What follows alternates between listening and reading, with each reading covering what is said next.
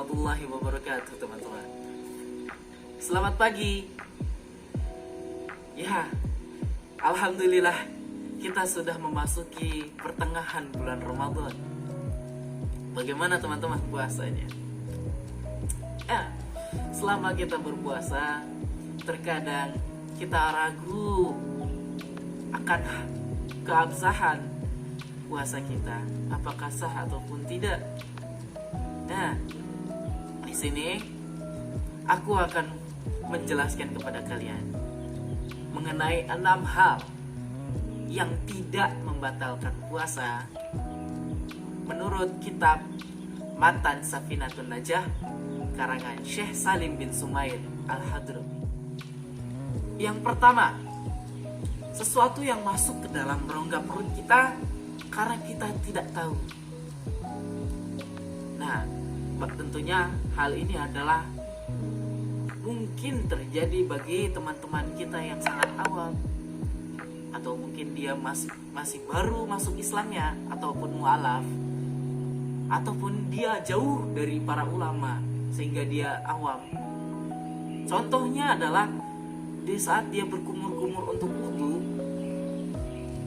dia pun menelan air wudunya itu secara berlebihan karena mungkin kehausannya. Nah, itu tidak membatalkan puasanya karena memang dia tidak tahu bahwasanya itu membatalkan puasa. Yang kedua, sesuatu yang masuk rongga perut kita karena tidak kita sengaja ataupun kita lupa gitu. Nah, ini mungkin sering kita lihat ya, ataupun bahkan kita merasakannya, bahwasanya kita lupa makan minum di siang hari bulan Ramadan. Karena lupa, maka itu tidak membatalkan puasa kita. Bahkan Rasulullah SAW menyebutnya adalah hadiah dari Allah SWT untuk kita. Yang ketiga, sesuatu yang masuk ke rongga perut kita karena terpaksa, bukan karena kemauan kita.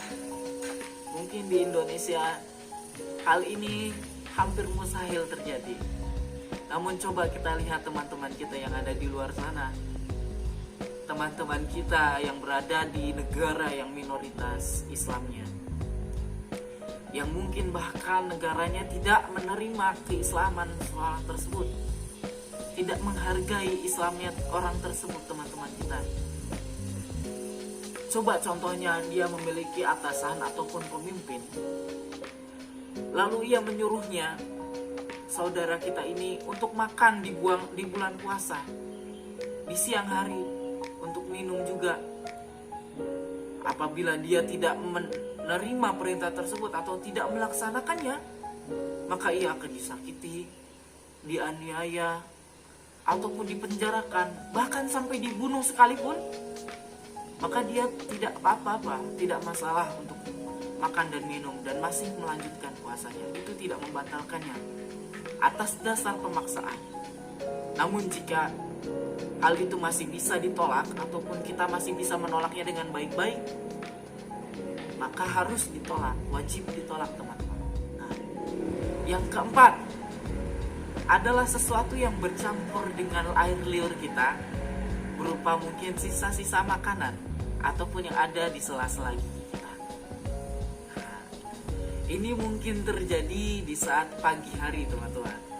Di saat setelah kita sahur mungkin kita lupa untuk bergosok gigi, ataupun di saat kita kumur-kumur ternyata nggak bersih, masih banyak sisa-sisa makanan di gigi kita. Lalu secara tidak sengaja itu tertelan, maka itu tidak membatalkan puasa, teman-teman. Apabila sisa makanan tersebut masih mungkin untuk dikeluarkan, maka harus dikeluarkan. Begitupun juga kasusnya mengenai dahak. Di saat kita sakit batuk, nah di saat dahak itu masih ada di tenggorokan atau di mahorijul rukho, yaitu di pangkal tenggorokan sini, maka jika kita menelannya tidak membatalkan puasa. Namun jika kita sudah batuk, dahaknya udah ada di mulut, kita wajib mengeluarkannya, jangan ditelan. Itu akan membatalkan puasa. jika kita menelannya. Namun kalau kita nggak sengaja nelan, tidak membatalkan puasa. Begitu juga kasusnya dengan ingus. Kalau masih bisa kita keluarkan. Jika dia masih ada di dalam, kita menghirupnya, tidak masalah. Darah sariawan juga seperti itu. Ataupun yang lainnya yang kita sulit untuk mengeluarkannya, lalu ia tertelan, maka itu tidak membatalkan puasa. Fenomena yang sering terjadi akan hal ini mungkin adalah ibu kita di saat sedang menyiapkan berbuka puasa, ia pun menyicipi bumbunya, masakannya, apakah hambar atau tidak, kurang asin atau tidak. Nah, hal ini tentu tidak membatalkan puasa selama ia melepaskan ataupun mengeluarkan sisa-sisa makanan yang sudah dicicipinya sesegera mungkin. Nah, adapun bekas-bekasnya ataupun sisa-sisa sedikit itu tertelan, itu tidak membatalkan puasa, teman-teman. Karena memang tidak mau, alias bukan karena kemauan sendiri itu tertelan. Lalu yang kelima adalah sesuatu yang masuk ke dalam rongga perut kita berupa butiran debu, butiran tepung, ataupun asap. Nah, hal ini terjadi bagi kita yang mungkin sedang dalam perjalanan, ya. Lalu secara tidak sengaja kita menghirup ataupun menelan butiran-butiran debu, asap di kendaraan atau asap rokok atau yang lainnya. Nah, ini tidak membatalkan puasa, teman-teman. Selama kita masih bisa menghindarinya, kita wajib menghindarinya. Namun jika memang sulit ataupun tidak bisa dihindari, maka itu tidak membatalkan puasa. Yang keenam adalah sesuatu yang masuk ke dalam perut kita berupa lalat ataupun serangga yang lain. Nah, selama kita tidak sengaja, mungkin bisa contohnya adalah kita waktu bermotor-motoran, kita sulit kan ya jaga mulut kita, hidung kita, mata kita dari sesuatu yang ada di jalan. Contohnya adalah lalat mungkin tiba-tiba masuk ke mulut kita. Nah, itu tidak membatalkan puasa kita, teman-teman. Selama masih bisa dihindari, harus dihindari. Namun jika tidak sengaja tertelan atau tidak sengaja masuk ke dalam mulut kita, hidung kita ataupun mata kita, itu tidak membatalkan puasanya, teman-teman. Nah, selain dari 6 hal yang sudah saya sebutkan, masih banyak hal yang dapat membatalkan puasa kita, teman-teman.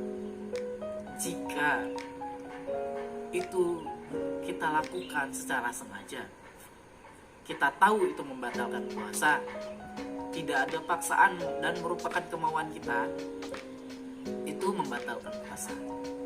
Namun apabila sesuatu yang masuk ke dalam rongga perut kita ini secara memang kita lupa atau kita tidak tahu, gak sengaja ataupun merupakan paksaan dari orang lain, maka itu tidak membatalkan puasa kita, teman-teman. Wallahu a'lam bishawab. Wassalamualaikum warahmatullahi wabarakatuh.